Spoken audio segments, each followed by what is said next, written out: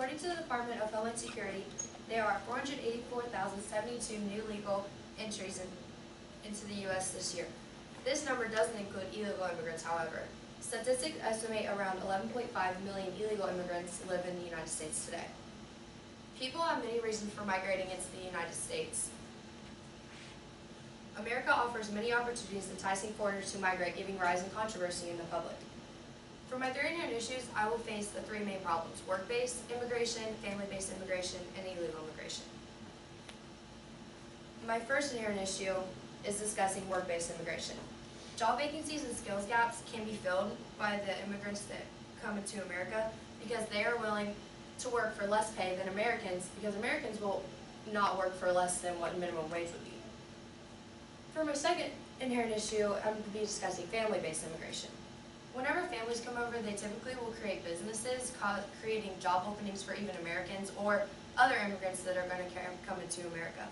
Also, the families could help fill gaps in the schools or for failing schools by being able to be enrolled for less money, but also families like to homeschool their children, because with having a business, it has more time consuming to go back and forth to getting their kids back and forth to school.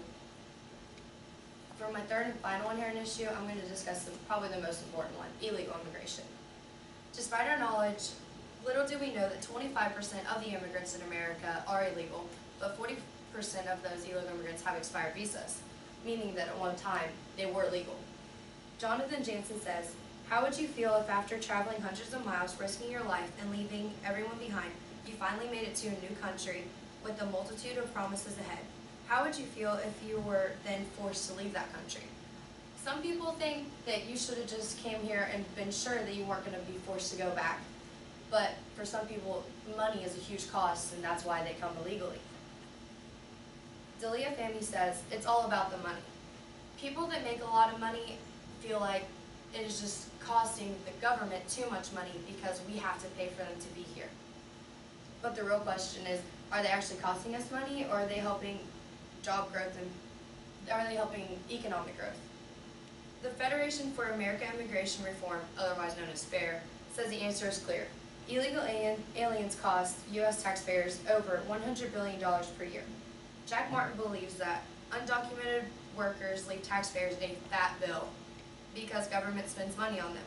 He says more than half the country's illegal immigrants are in the underground economy, meaning that they are paid under the table in cash and they do not ever have to pay taxes. As you can see, it's kind of hard to tell what side is the good side, to agree with the illegal immigrants, because all you're seeing is negativity. But you would have to think, if whether or not you were in that situation, would you decide to make the move and be here and risk being sent back to the country that you left? For my conclusion for this, I wanted to just discuss the three inherent issues that were the work-based, family-based, and the illegal immigration. Immigrants have many reasons for coming into America, just like we have many reasons to stay. Whether they have family that they are just sending money back to, or they're trying to get their family here, they're just trying to make the best of their decision. But I mean, let's face it, they come here and for reasons and the reasons that we stay, so obviously America is just a place to be.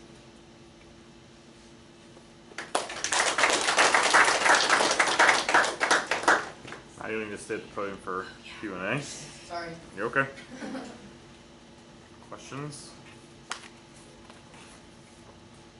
I talk kind of fast, sorry guys.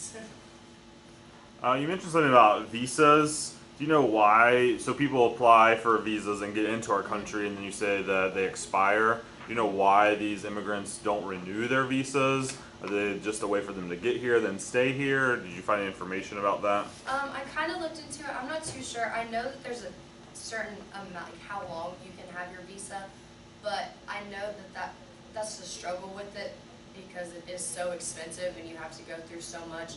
You have to go back into where you came from and have to figure out and fill out information there, and then also come back, and there's something in applying here also. I'm not too sure. I didn't look too far into it.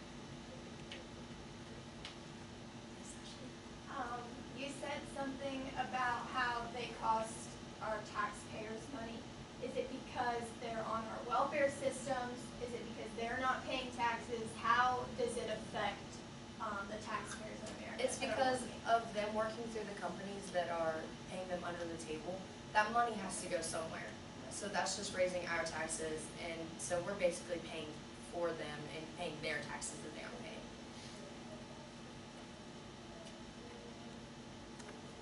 Do you know approximately how much one of the visas costs? I do not. I'm sorry. I can look into it though. Do you know approximately what percentage of the immigrants are being paid under the table?